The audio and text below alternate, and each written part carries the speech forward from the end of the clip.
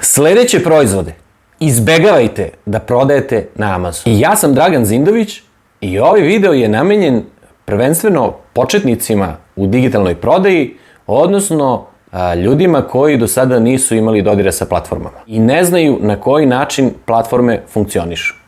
Ovaj video je takođe namenjen ljudima koji ne žele mnogo da rizikuju. Da na početku naglasim, gde jedni ljudi vide opasnosti, tu drugi vide šanse. Pa kao i u životu, sve ovo je može, ali i ne mora da bude. Ova lista se odnosi prvenstveno na ljude koji žele da trguju i praktično ne mora da važi za proizvođače. Selekcija proizvoda je ključna za vaš uspeh na Amazonu, kao i naravno uspeh vašeg naloga. Naročito u početku. Od dobre selekcije zavisi da li ćete praviti profit ili minus, odnosno da li će vaš nalog dugo živeti ili će biti vrlo brzo ugašen. Hajde onda da prođemo listu proizvoda koje bi bilo dobro da izbegavate kada prodajete na Amazonu. 1.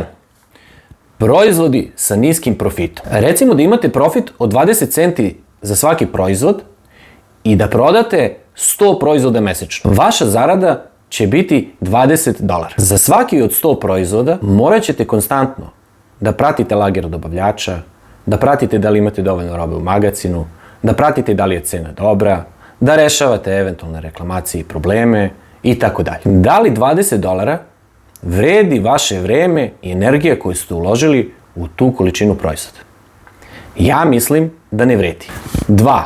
Lomljivi proizvodi. Lako lomljivi proizvodi su rizik jer postoji dosta tačaka u kojima proizvod može da se slomi u lancu od proizvođača do krajnjeg kupca. Pa tako, proizvod može da se slomi u transportu od proizvođača do distributera, od distributera do maloprodavca, odnosno do Amazonovog magazina, kao i u transportu od Amazonovog magazina do krajnjeg kupca. Ukoliko u bilo kom delu lanca dođe do loma, imat ćete nezadovoljnog kupca i kupac će vam vratiti proizvod. To može i hoće imati negativne posledice na vaš rang i rang vašeg proizvoda. Da ne pričam da postoji velika verovatnoća da ćete izgubiti novac na tom proizvodu. Broj 3.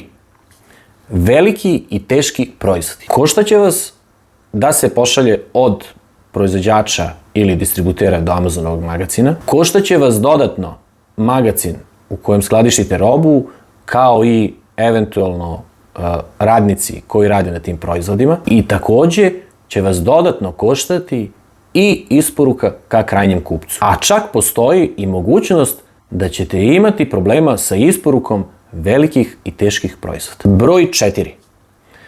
Proizvodi koji se teško sastavljaju, kao i proizvodi koji imaju veliki broj delova. Ukoliko proizvod ima veliki broj delova, postoji velika verovatnoća da će ili kupac izgubiti neki deo, ili taj deo neće biti fabrički zapakovan. I onda će vam kupac tražiti nedostajući deo ili će vam vratiti proizvod. Za proizvode koje je teško sastaviti je sličan princip, odnosno kupac će vam tražiti ili dodatne informacije ili će vam vratiti proizvod. 5. Loše izrađeni proizvodi. Ovakvi proizvodi će se lako polomiti ili pokvariti, a onda ćete imati nezadovoljnog kupca koji će to nezadovoljstvo preneti kroz lošu ocenu, a naravno i povrat. 6. Garderoba. Dve su bitne stvari zbog kojih je poželjno izbegavati ovu kategoriju. A to je pod 1, zbog različitih mera za istu veličinu. Na primjer, ja nosim veličinu L. I kada idem u kupovinu, uvek moram da probam proizvod. Juče sam baš bio u jednoj poznatoj radnji da probam jedan veoma poznat brend. 3 majice sam probao i sve 3 su bile različitih dimenzija. Za jednu sam čak tražio M da probam i M je bio savršen. Drugi razlog je što isti proizvod, iste veličine, drugačije stoji na dve različite osobe. Sigurno se i vama dogodilo da na slici gledate model i da vidite kako izgleda, a kada proizvod dođe, da onda vidite da na vama to izgleda totalno drugačije. Proizvod svega ovoga je povrat, a to se onda loše odražava na vašu statistiku, kao i na buduću prodaju. Pored toga, može se dogoditi da se proizvod vrati u stanju koje nije za dalju prodaju, pa ćete onda imati dodatne komplikacije. 7. Proizvodi sa izuzetno visokom konkurencijom. Za prodaju ovakvih proizvoda će biti potrebno da uložite jako mnogo sredstava u reklamiranje, a profit, ako ga uopšte i bude bilo, će biti veoma nizak. 8. Patentirani proizvodi. Ukoliko prodajete proizvode za koje neka druga kompanija ima patent, Amazon će vam najvjerovatnije blokirati nalog. 9. Proizvodi za koje je zabranjeno PPC reklamiranje. I dok postoji veliki broj artikala za koje je ne samo moguće, već i neophodno PPC reklamiranje, postoje proizvodi za koje to nije moguće.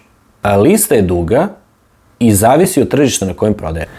Primjera radi, to su proizvodi za odrasle, kao na primjer seks igračke ili seksualno orijentisani proizvodi. Svaka oprema, proizvod ili pribor koji je namenjen ili modifikovan za pravljenje, upotrebu ili prikrivanje narkotika. Zatim oružje i tako dalje. To naravno ne znači da ne možete da prodajete ove proizvode na Amazonu, već samo da nećete biti u mogućnosti da pokrenete PPC reklamiranje, odnosno da ćete biti ograničeni na organski rast. A da biste imali nesmetan organski rast, neophodno je da ulažete u PPC. Sad, šta je Amazon PPC? Amazon PPC je Amazonova platforma koja pomaže prodavcima da promovišu svoje proizvode na Amazon tržištu. PPC, odnosno pay per click, omogućava prodavcima da plate reklamiranje tek kada kupac klikne na proizvod. Ovim završavamo listu proizvoda